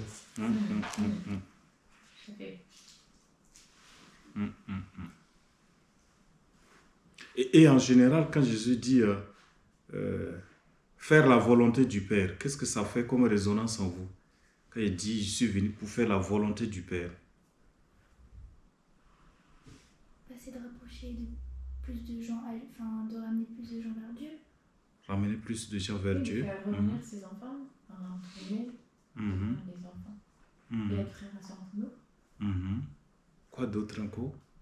Qu'est-ce que ça dit de lui-même? Quand il dit ça, ça révèle quoi de lui, de Jésus en tant que tel? Il vient juste pour accomplir ce que son Père il veut qu'il fasse. Il fait sa mission. Juste, elle dit, juste pour accomplir ce qui est du Père. Jésus n'est pas venu faire ce qu'il lui veut, mais juste accomplir ce pourquoi le Père l'a envoyé. Ce que tu nous disais la dernière fois, que nous on parle de Jésus, mais Jésus ne parle que du Père. Exactement. Exactement. C'est ça. Ouais. Jésus ne se met pas au centre de son message. Celui qui est au centre de son message, c'est Dieu. Ouais. Jésus venait faire la volonté du Père. Voilà un aspect biblique. Surtout dans l'évangile de Saint Jean, nous allons voir beaucoup de passages qui parlent de ça. Autre chose que vous avez découvert par rapport à ça, sinon nous progressons, c'était quelle référence encore? Il y a Jean 10, toujours dans Jean, il y a Jean 10, 22. 29. 29, merci. Jean 10, 29, attends, il y en a qui suivent.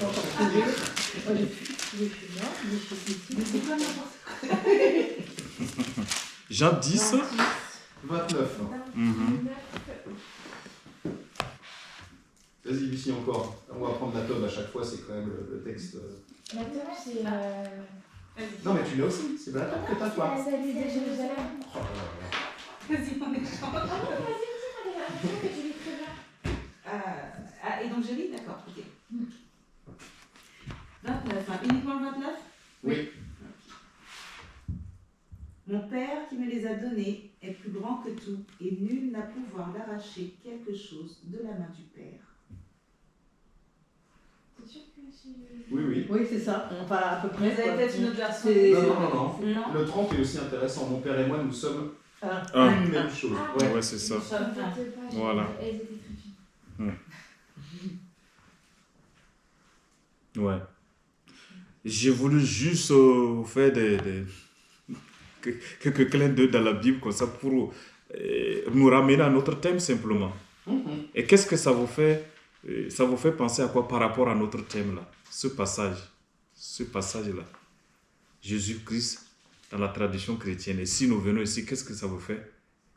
Ça fait penser à quoi? Par rapport à Jésus toujours, quoi. Allez-y. Moi, du coup, j'ai dit... il fait référence aux brebis, celles qui reconnaissent le Père et qui ne s'en détournent pas. Je sais pas pourquoi j'ai écrit ça. C'est le berger, ouais. Oui. Les brebis reconnaissent le berger. Parce que juste quand il parle de mes brebis, donc c'est peut-être pour ça que j'ai écrit ça. Ouais. Vas-y, Elsa. Non, j'ai oublié, j'ai oublié mon début de phrase, mais en gros, Jésus dans la tradition française, dans la tradition... En fait, ce qu'il y a, c'est que cette phrase-là remet encore au centre le fait que Jésus dit n'être que l'intermédiaire, finalement. Mon Père qui nous a donné est plus grand que moi. Moi, je ne suis rien. En fait, c'est cette hiérarchie, d'une certaine manière. Il y a Dieu, il y a Jésus, il y a nous, mais voilà, moi je ne suis pas au niveau, c'est presque ça, il met effectivement Dieu. En fait, ce que tu as dit tout à l'heure, j'y avais jamais vraiment pensé, tu disais que Jésus ne parle jamais de lui, mais parle toujours du Père. Et quand tu as dit ça, je me suis dit, oui, en fait, c'est vrai que rarement, on n'y pense pas, on n'y réfléchit pas, ça semble tout à fait logique, mais c'est vrai que systématiquement, et c'est comme un... Oui, Jésus revient toujours nous redire et nous rediriger. C'est-à-dire qu'il recentre systématiquement sur Dieu le Père. Donc revenir toujours sur le Père. Et là, effectivement, il nous a donné plus grand que tout. Nul n'a le pouvoir d'arracher quelque chose de la main du Père. Presque une façon de dire, même moi, je n'aurais pas à le faire. Même lui, Jésus, je veux dire, n'aurait pas à le faire. Même s'il ne forme qu'un avec le Père. Bon, après, ça c'est ma réflexion qui part comme ça. Non, mais on a passé la semaine, enfin les deux semaines, voilà. C'était la Trinité. C'est pour ça que je ne fais que débarquer avec moi. Mais voilà, mais bon, en tout cas, voilà, c'était cette phrase de tout à l'heure que tu as dit m'a interpellée. En fait, c'est très, comment on appelle ça, déroutant même, ce qu'il dit ici, par rapport à mon Père qui me les a donnés, est plus grand que tout. Il est plus grand que tout. Et quelqu'un a saisi cette phrase pour interpréter. C'est fabuleux. En fait, Jésus reconnaît son Père qui est plus grand que tout, qu'il lui-même. Et c'est vrai. Parce que, comme je vous disais la fois passée, Jésus reçoit tout du Père. Il ne reçoit rien de lui-même. Et il reçoit tout du Père. Et il remet tout dans les mains du Père. Tout vient de lui. Et tout retourne à lui. Lui, il se situe comme un intermédiaire. Voilà, un intermédiaire. Le médiateur que nous avons parlé, le médiateur. Voilà, mon Père est plus grand que tout. Et nous allons voir, il dit dans le chapitre 3, je pense que c'est le verset 21, la vie éternelle consiste à te connaître, toi, le seul vrai Dieu, virgule, et en Jésus-Christ que tu as envoyé. Donc la vie éternelle consiste même à connaître le Père d'abord. Voilà, à connaître le Père. Et c'est pourquoi il est venu. Pour que nous puissions connaître le Père. Et maintenant, quand notre discours chrétien et toute notre pensée est braquée sur le Fils, nous ne sommes pas dirigés nous ne sommes pas penchés vers le Père en tant que tel. C'est le médiateur. Voilà. On parle au médiateur. C'est ça. Adolphe Guéchet dit, si Jésus est au centre, c'est en tant que messager. Il est au centre sans être le centre. Il est au centre sans être le centre. Il est au centre en tant que messager, c'est tout. Mais le centre, c'est Dieu lui-même. Et c'est tout ce qui est révélé ici encore. Voilà. Il est si nous le voyons au centre, c'est parce qu'il est médiateur. Voilà, c'est parce qu'il est médiateur. Comme les protestants, c'est une parenthèse, Samise a dit, pourquoi vous vénérez Marie, vous priez Marie? Non, Marie, c'est comme une enveloppe dans laquelle on a mis la lettre et pour un destinataire. Et puis ils disent, c'est la lettre, c'est le contenu qui compte ou bien c'est l'enveloppe. Et moi, on rentre en débat. Ça ne marche pas comme ça. Pour nous, ça ne marche pas comme ça. Ça ne marche pas comme ça. Mais nous, Jésus, si nous le mettons au centre, selon la tradition chrétienne, dans notre foi chrétienne, c'est vrai, Jésus a vraiment une grande place. Nous ne pouvons pas le nier. Et c'est normal. En tant que médiateur, fils de Dieu, qui partage la même nature, comme nous l'avons vu la fois dernière, comme son Père. Voilà. Mais Jésus, cette intention, ce que nous devons découvrir, de faire un saut, voir que Jésus, il est le médiateur, le messager. Si nous le voyons au centre, il n'est pas le centre. Si nous le voyons au centre, c'est en tant que messager. Voilà. À la fin, c'est plus concret aussi. Jésus. Oui, oui. C'est plus concret aussi. C'est concret. C'est plus concret. Voilà, exactement, vous avez raison. C'est plus concret. Oui. C'est l'incarnation de Dieu. C'est plus concret. Nous l'avons vu. Nous l'avons vu. Moi aussi, Il je a peux vécu, dire il a aujourd'hui, cheminé, j'ai le droit, non? etc. On sait. Comment les gens comme nous tous, on a le droit de dire que nous avons vu Jésus dans notre foi. Chacun de nous peut faire l'expérience d'avoir vu Jésus dans nos expériences, surtout à des moments donnés de notre histoire, selon le moment que nous traversons. Nous vivons des expériences qui peuvent nous pousser à dire « j'ai vu Jésus ». Et personne n'a le droit de nous dire que c'est faux. On a vécu une expérience intérieure. Aujourd'hui, nous rencontrons Jésus intérieurement. Nous sommes les disciples de l'intérieur. Nous suivons Jésus de l'intérieur, non pas physiquement. Voilà. On dit rencontrer le Christ de toute manière. Oui, rencontrer le Christ. Rencontrer le Christ. Christ J'ai rencontré intérieurement. le Christ. Intérieurement. C'était mon travail il y a de cela 3 ans. Suivre Jésus de l'intérieur. Nous ne le voyons plus physiquement pour le suivre. Mais nous sommes les disciples de l'intérieur. À travers l'écriture. Voilà, dans l'écriture. Et nous pouvons le rencontrer dans la Bible, dans la parole de Dieu. En lisant la parole de Dieu. Nous écoutons Jésus qui nous parle dans sa parole. Et du coup, nous le suivons. Nous sommes les lecteurs disciples de Jésus aujourd'hui. Et nous le suivons de l'intérieur. Et non pas, et nous ne sommes plus à l'époque des disciples, d'accord. Mais nous faisons la même expérience que les disciples. Et j'aime dire toujours merci à Paul. Voilà. Merci à Paul, à Saint Paul. C'était quel verset, référence après? Après, c'est le 14-24. 14-24. Nous lisons. Qui nous prête sa voix cette fois-ci? Celui qui ne m'aime pas ne garde pas mes paroles. Et ma parole n'est pas de moi, mais du Père qui m'a envoyé. Toujours. Toujours centré sur lui. Oui, oui. Alors, je peux prendre le 17 après. Oui. Je vais prendre les trois versets parce que Jésus en dit ces choses, leva les yeux au ciel et dit « Mon Père, l'heure est venue, glorifiez votre Fils afin que votre Fils vous glorifie. Comme vous lui avez donné puissance sur tous les hommes afin qu'il donne la vie éternelle à tous ceux que vous lui avez donnés. Or, la vie éternelle consiste à vous connaître, vous qui êtes le seul Dieu véritable, et Jésus-Christ que vous avez envoyé. » Amen. Amen. C'est tellement beau. Ouais. Tu peux le relire? Parce que vraiment, c'est... Ouais. Les références, c'est lesquelles? C'est Saint Jean 17, 3. Ah oui, c'est ça. Or, la vie éternelle consiste à vous connaître, vous qui êtes le seul Dieu véritable, et Jésus-Christ que vous avez envoyé. Voilà. C'est cette référence, je me trompais en tête de la référence juste. Je sais qu'il y avait 3 quelque part, mais est-ce que c'est le chapitre ou le verset? Voilà, 17, 3. 17, 3. Voilà.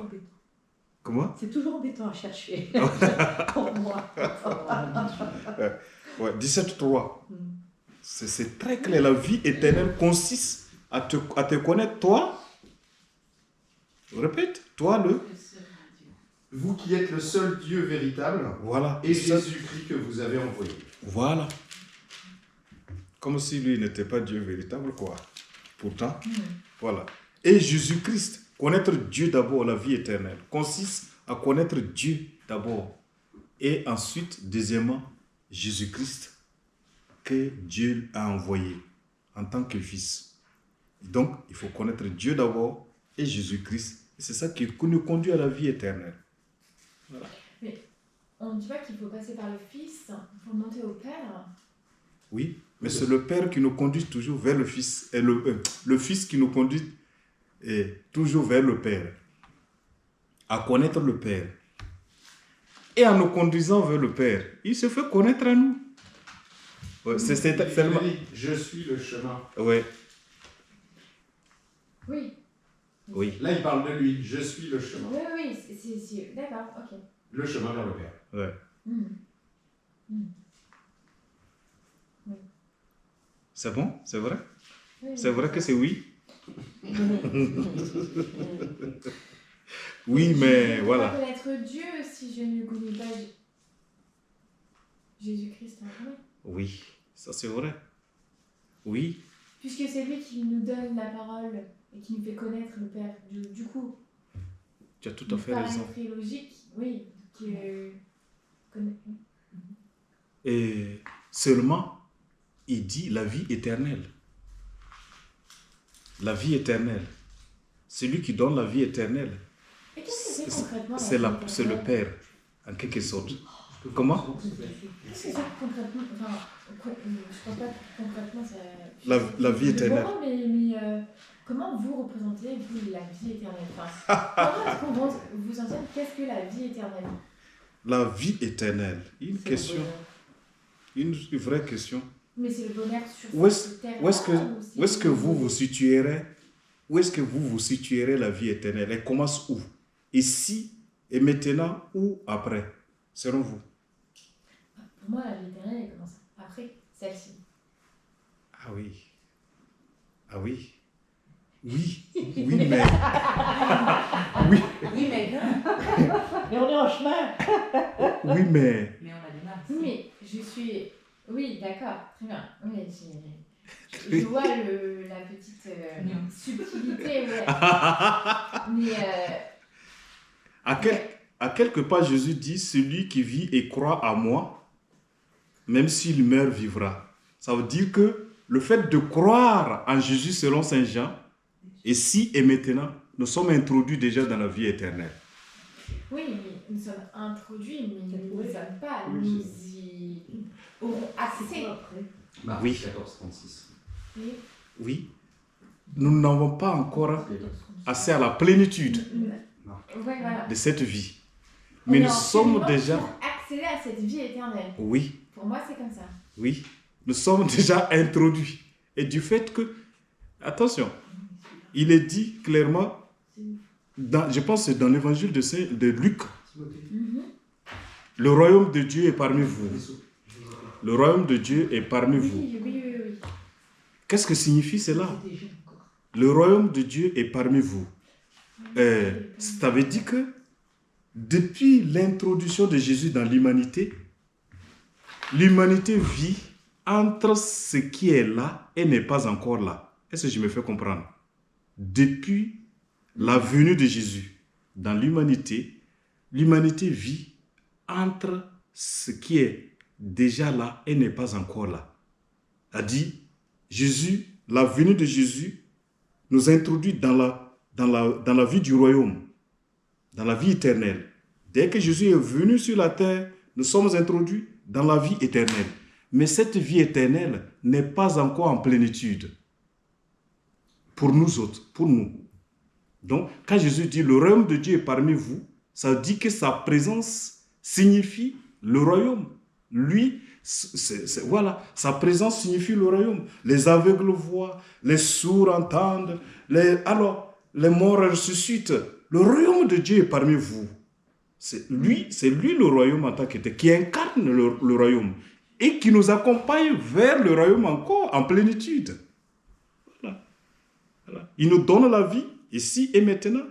Et cette vie, il nous accompagne à la plénitude de cette vie. À la plénitude de cette vie. Le déjà là et n'est pas encore là. C'est une tension. C'est une tension entre le temps présent et l'avenir. Donc nous tendons vers cette... Voilà. Et ce que nous voyons actuellement comme la vie éternelle, nous le voyons dans une vision obscure qui n'est pas encore claire. Voilà, dans une vision obscure. Voilà. Nous le voyons à peu près. Comme l'aveugle à Bethsaïde. Est-ce que tu vois? Je vois des arbres bouger, des personnes un peu floues. Jésus continue. Est-ce que tu vois? Je vois encore clair, ça c'est clair. Voilà. Voilà notre expérience, nous. Voilà. De manière progressive. De manière progressive. Jusqu'à nous introduire dans la pleine vie, dans la vie en plénitude. Sinon, quelqu'un dit que l'éternité commence ici. L'éternité dont nous parlons, la vie éternelle commence ici pour nous chrétiens. Du moment où nous suivons Jésus du moment vraiment nous croyons en lui. Ouais. Mais la mort devient pour nous un passage. Un passage. Voilà. Donc, on peut dire que nous ne mourrons pas. Nous passons. Voilà. Nous passons. Voilà pourquoi la vie éternelle commence ici et maintenant. C'est compliqué. On ne peut pas l'affirmer comme ça. Il faut vraiment cheminer pour arriver à le dire. Voilà. Est-ce que c'est... Oui, non, Que non, voilà, le royaume de Dieu, c'est aussi la vie éternelle, d'accord? C'est la même chose. Le Exactement. royaume de Dieu, la vie éternelle. Oui. Donc quand il dit le royaume de Dieu commence aujourd'hui, Ouais.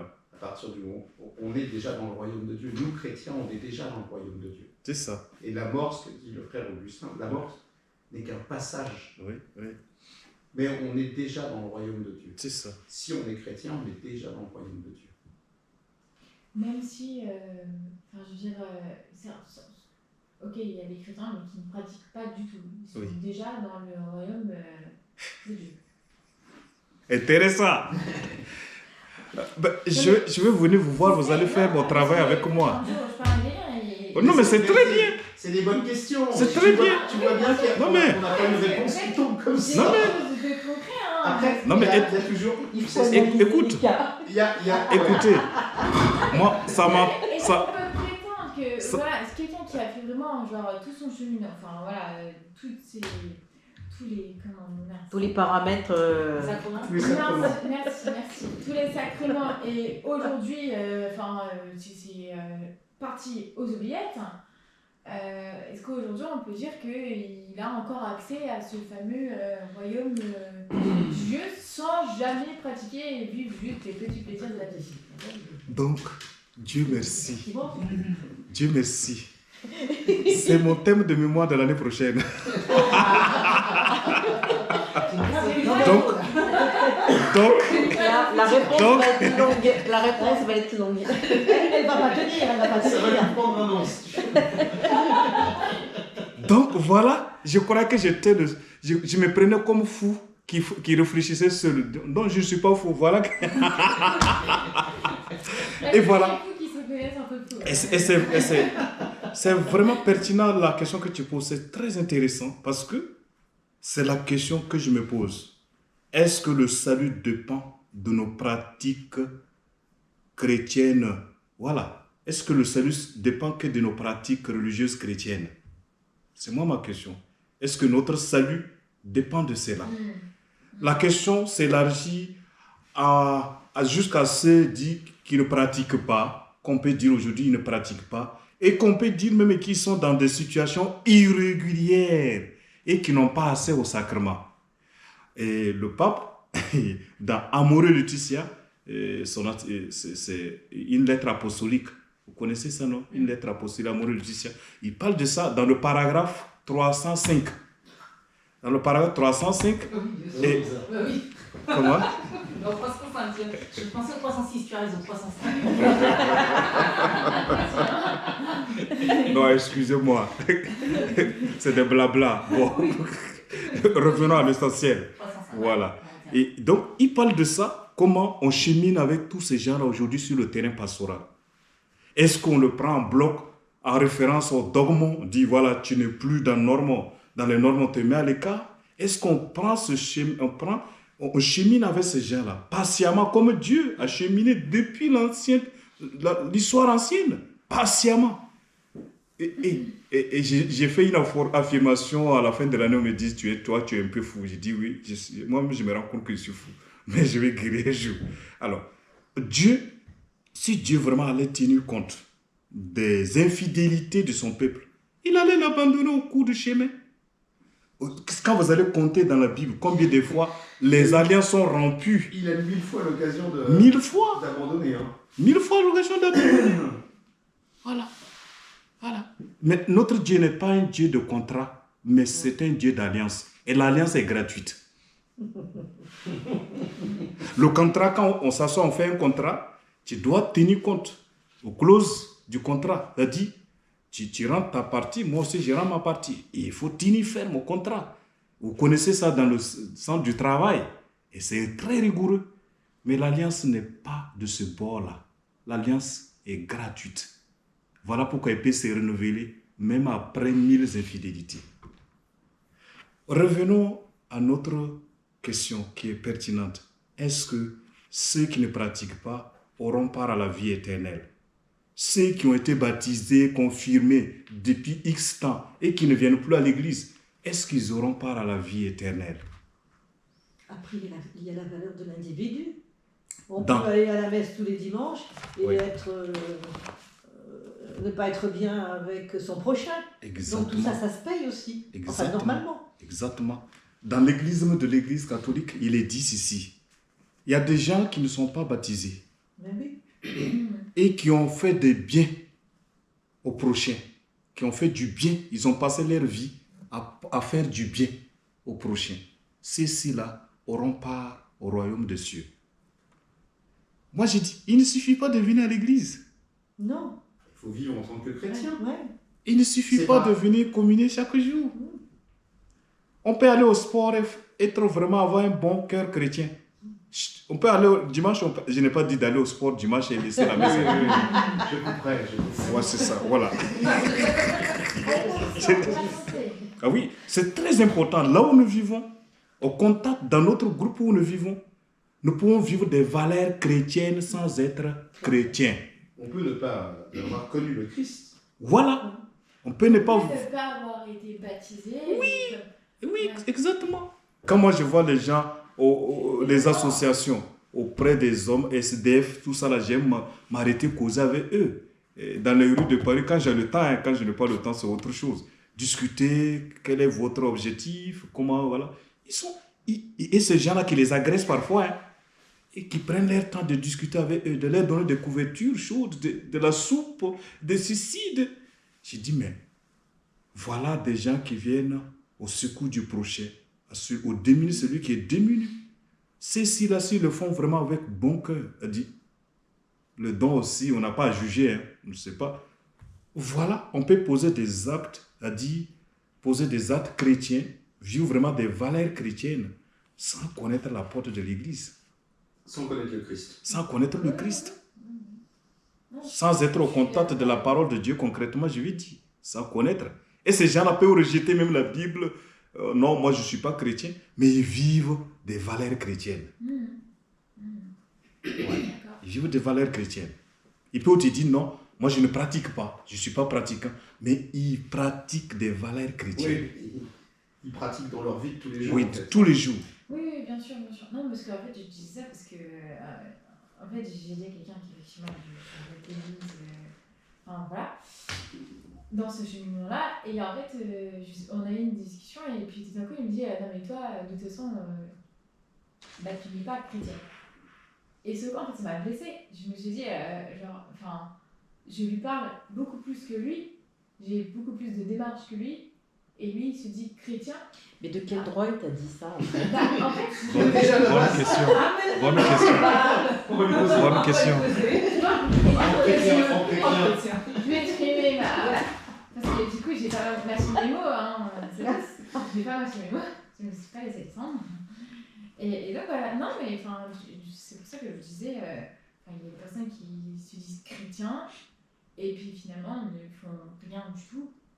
Enfin, voilà. Il devrait être... Et manque d'indulgence. Non, mais il devrait être super content, plutôt t'accueillir. Ouais. Le chrétien, il est plutôt dans l'accueil Ouais. que te dire un message que tu n'es pas chrétienne. Tout ça parce que tu n'es pas baptisé, ça va à l'encontre de ce que disait le frère Augustin juste à l'instant. Après, il est quand même dit dans les évangiles qu'il faut se faire baptiser. Oui, et le dialogue de Nicodème et Jésus, c'est ça? Il faut renaître de nouveau, c'est ça? Nicodème ne comprenait pas. Il dit à son âge, comment cela est possible que je rentre encore dans le sein de ma mère pour renaître? Quand Jésus lui disait, il faut renaître de nouveau, il a posé la question à Jésus, que dois-je faire pour avoir la vie éternelle? Et dans leur dialogue, Jésus lui dit, il faut renaître de nouveau. Il faut renaître de nouveau. Jésus lui faisait, on a peur de dire qu'il parlait du baptême. Mais nous, aujourd'hui, on interprète, on dit, il faisait allusion au baptême. Donc, il faut renaître de nouveau, renaître selon l'esprit. Le nourrisson naît selon la chair. Voilà. Et le baptême le fait renaître selon l'esprit. Il renaît de l'esprit. Même que nous, voilà. Ouais, même que nous. Le même que nous. Nous renaissons de la chair et le baptême nous fait renaître de l'esprit pour devenir fils de Dieu. Comme si on ne l'était pas. On était fils de Dieu par notre naissance, par principe de création. Je disais ça le dimanche passé, voilà. Mais le baptême nous fait devenir des fils adoptifs. Et qu'est-ce qui se passe quand un bébé décède et qu'il n'a pas été baptisé? Ça a été des grandes questions pendant C'était de nombreuses... De nombreuses années.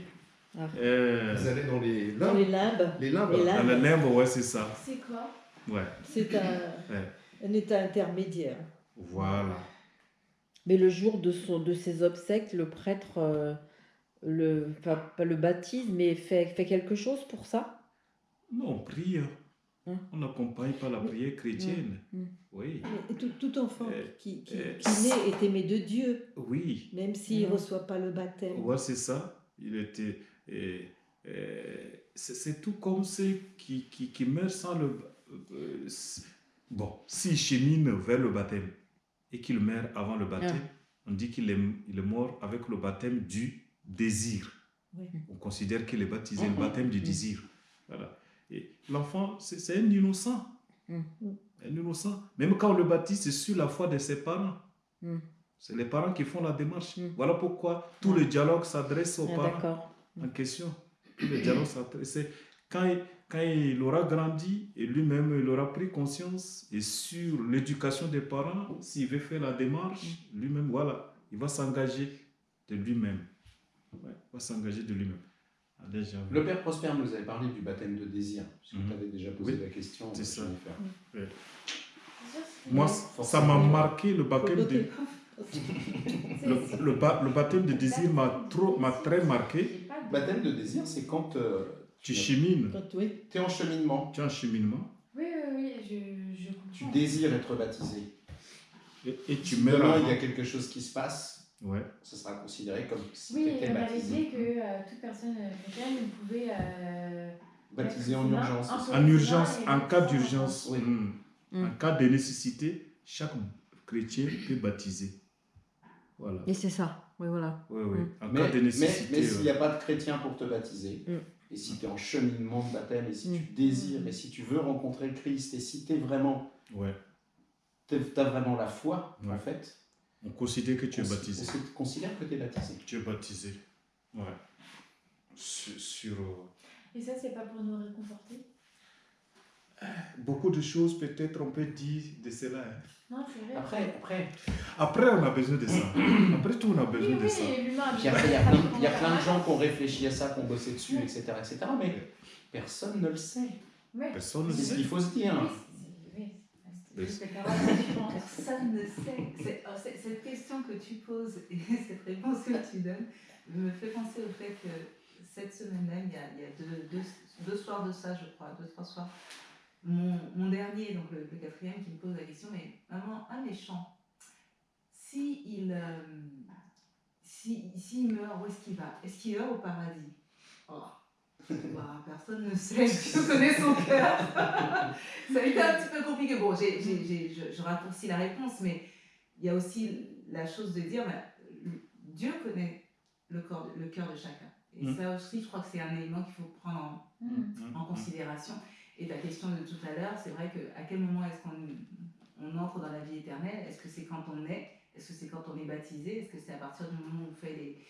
Est-ce que c'est à partir du moment où on s'est confessé? Est-ce que c'est à partir du moment où on a fait les sacrements? C'est vrai que c'est très compliqué, mais est-ce que c'est à partir du moment où on meurt? Mais quoi qu'il en soit, cette chose de dire Dieu seul sait, c'est pas faux. Et se dire que c'est la réponse facile, peut-être, mais ça reste la vérité. Dieu seul sait. Et ça lui appartient pour le coup. Pour moi, dès que tu souhaites rencontrer le Christ, Ça fait le plus gros. c'est ça. Ah, non, mais Tu as fait le plus gros du complètement. travail. Ah oui, complètement. Dès que tu désires suivre le Christ, Ouais. tu as fait le plus gros du travail. Et après, je me souviens de Sainte Thérèse qui priait pour le gars qui avait fait des meurtres, C'est etc. ça. Et tout, tu vois. Et qui s'est converti au dernier moment, en fait. Qui s'est converti juste au moment de l'exécution. Elle priait, elle a pris le pire de de tous, tu vois, était elle pensait être la seule à prier pour lui. Et il s'est converti juste au moment d'être condamné. Enfin, juste au moment d'être exécuté. Il s'est converti à ce moment-là. Il a accepté de recevoir un prêtre à ce moment-là. Donc tu peux te dire toute sa vie, il a mal vécu. L'homme voit le corps, d'accord, Dieu voit le cœur. C'est ce que disait Elsa. Donc ce qu'on voit nous de l'extérieur, Dieu ne voit pas la même chose. Oui, ok. Le larron sur la croix. Le larron sur la Alors, croix. on soit quoi. Celui qui a été crucifié à côté de Jésus. Je t'ai dit aujourd'hui même, tu seras avec moi dans le paradis. Qui a passé toute sa vie à tuer un bandit de grand chemin. Et qui a juste reconnu le Christ, en fait. Qui a juste eu une bonne parole au dernier moment. Et il y a même une neuvaine au Saint-Laurent. Vous voyez comment? C'est vrai. Je vous dis. Une neuvaine au Saint-Laurent. On a nos chances. À la dernière minute sur la croix. Bien vu, ça. Au dernier. C'est... Donc vraiment, on n'est pas perdu. On ne peut pas conclure et juger, vraiment dire que c'est ça, c'est noir ou blanc, dans la vision de Dieu. Personne ne sait vraiment. Quelqu'un a posé la question, est-ce que Hitler rentrera au paradis? Dieu seul sait. Au cours, au beau milieu de ce jour-là, Dieu seul sait. Le professeur n'est pas allé loin. Ça, je ne peux pas donner une réponse. Je n'ai pas été au paradis, ni à l'enfer. Allez voir. Personne ne revient. Ouais, je n'ai pas été au paradis, ni à l'enfer, donc je n'ai pas de réponse. Bon, c'était cool pour dire que c'est compliqué. C'est très compliqué de juger ou de donner une réponse. Ouais, Et on a notre chance jusqu'au bout. ouais, c'est quelque chose. C'est beau ça. Ouais. Et voilà, c'est des questions pertinentes, hein, et on se pose qui nous torturent. Voilà. Et je reviens sur sa question. C'est des questions qui nous torturent. On se pose la question. Est-ce que, voilà, tel acte, qu'est-ce qui nous conduit au paradis? Qu'est-ce qui fait que nous aurons part à la vie éternelle? Qu'est-ce que voilà. Mais regardons comment Jésus a vécu. Il y a simplement. L'ouvrier de la dernière heure aussi. Voilà, exactement. Tu sais, le patron qui va chercher les ouvriers toute la journée, etc. Oui. C'est ça. Où il leur convient de donner une pièce, etc. Et les derniers qui bossent à peine, c'est ça. Qui a la même pièce. Ils ont la même pièce. Ils ont la même pièce. Ça, si tu acceptes ça facilement, si tu veux, c'est quand même dur de se dire ça, quoi. Tu vois, tu peux te dire toute ma vie j'ai servi le Seigneur et celui qui débarque au dernier moment, il va avoir la même chose que moi. Ouais. Bah, c'est la miséricorde de Dieu. Donc, si tu veux, c'est pas toi qui J'ai déjà entendu dire, enfin certains disent, alors, voilà, pas vrai, je ne sais pas, mais qu'importe la vie que tu as eue, finalement, ce qui va faire que tu vas avoir droit à la vie éternelle, c'est au moment où tu vas faire ce passage exactement, c'est Dieu que tu vois en face. Si à ce moment-là, tu acceptes, oui, si tu n'acceptes pas, là, tu vas aller griller aux enfers. En gros. Donc tu as quand même la dernière seconde, tu as même le dernier millième de seconde pour encore vraiment la chance jusqu'au bout du bout, quoi. Ouais. Rien n'est perdu pour Dieu. Franchement, c'est pas mal. On a tout fait. Les appels à l'aide, quoi. Ouais. Rien n'est perdu pour Dieu. Ouais. Ouais. Rien n'est perdu pour Dieu. Vous voulez dire quelque chose? Ah bon. Non. Oui, c'est vos questions me font réfléchir. Vous font réfléchir. Ça me donne matière de. Voilà. Avance sur son sujet de l'année prochaine. Ça fait bientôt 2 heures. Hein. Voilà. Est-ce qu'il y a une autre référence? Non. Ah bah oui, il y en a encore. On va au dernier. La moitié, là. On va voir au dernier.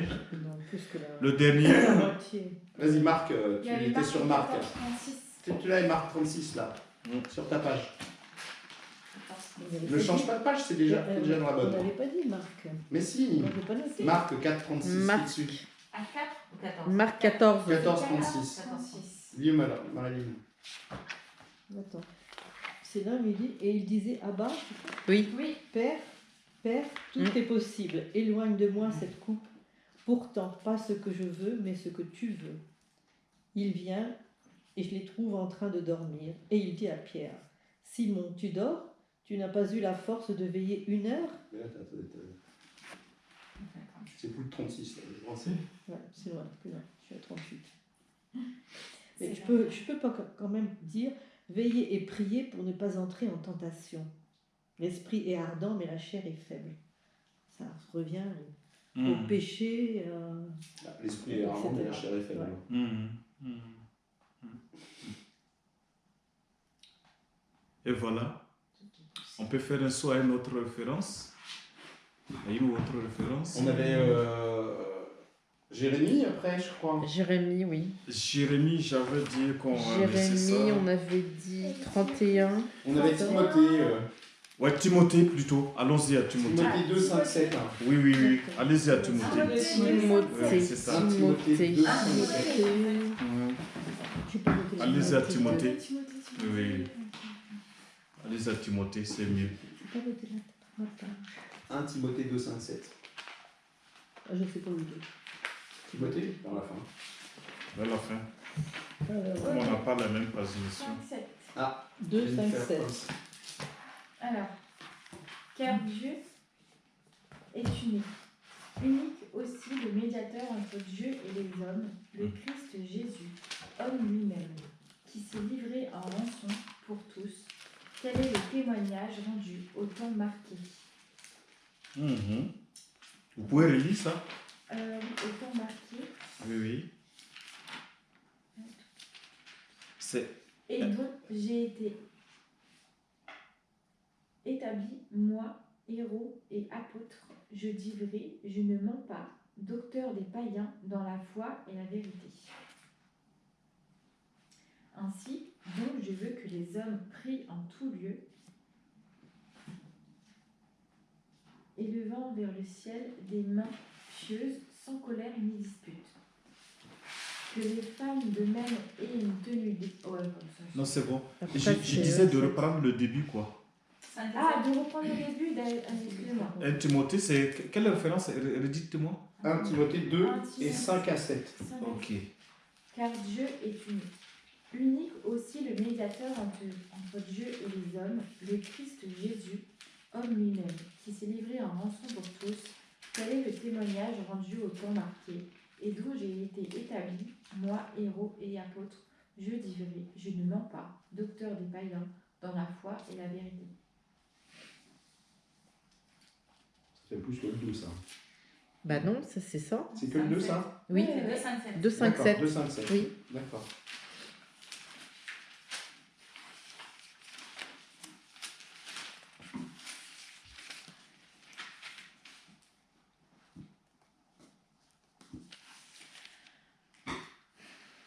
Alors, qu'est-ce que on peut dire? Moi, ce qui a retenu mon attention, c'est que c'est docteur des païens. Contrairement, en fait, au judaïsme, où on avait l'impression, enfin, en tout cas, ça m'a ressenti, qu'on ne pouvait que être proche de Dieu si on ne naissait que d'une famille qui pratiquait le judaïsme. Je ne sais pas si je suis claire. Si, si. Là, aujourd'hui, enfin, grâce à Jésus qui s'est ouvert à tous, donc aux fameux païens, ceux qui n'avaient aucune connaissance de Dieu, et bien en fait, ça donne l'accès au salut à tous. Mhm. Voilà.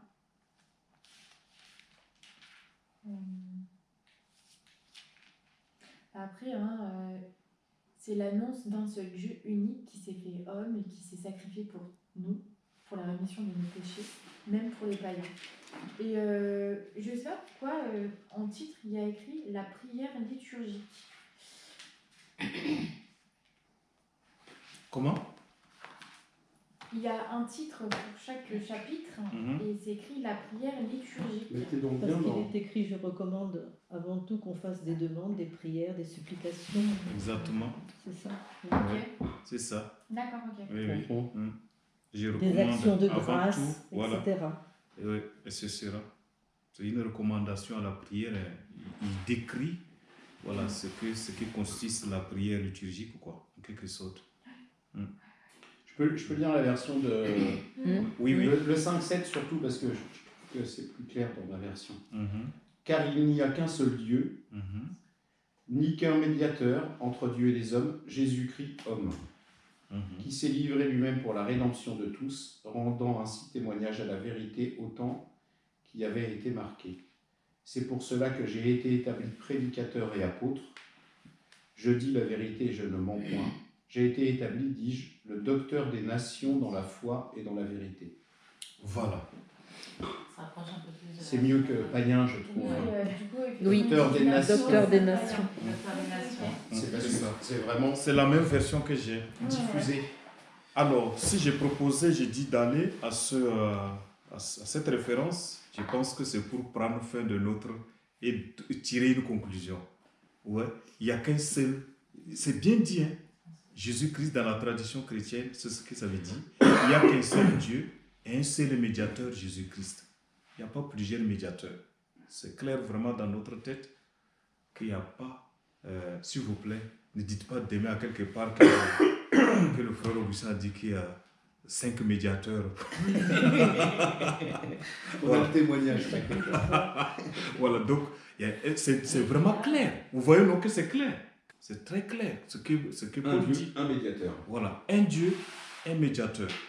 Voilà, le Dieu unique qui est le Père, comme on a dit, de toute éternité, de toute paternité, paternité absolue. Voilà, l'origine sans origine, la cause sans cause. Par lui, tout a été créé, le Dieu, et est le seul médiateur, Jésus-Christ, son Fils unique, lui, seul. Voilà. Et Saint Paul rend témoignage vivement. Hein.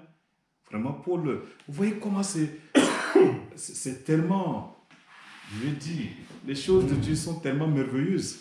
Paul, comme on le disait, qui ne faisait pas partie au départ du groupe des apôtres, au départ, des disciples en quelque sorte.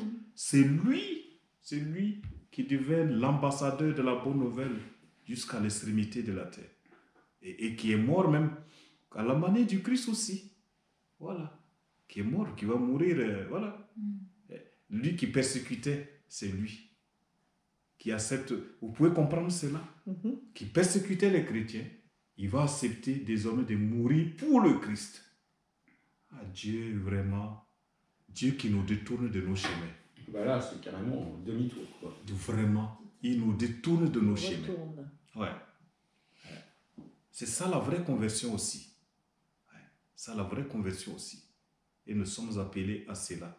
À suivre Jésus-Christ, le seul médiateur sur qui nous suivons chaque jour. Nous essayons chaque jour de mettre ses pas dans ses pas à travers tout ce que l'Église a mis à notre disposition comme moyen.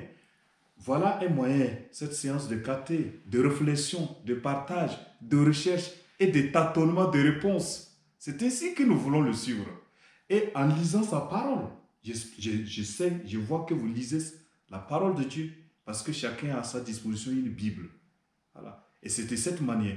Et comme on dit ici, en pratiquant tout ce que l'Église nous met à notre disposition, par les sacrements, les différents sacrements, les messes et tout ce que l'Église propose comme moyen et lieu de réflexion pour nous aider à avancer dans notre foi.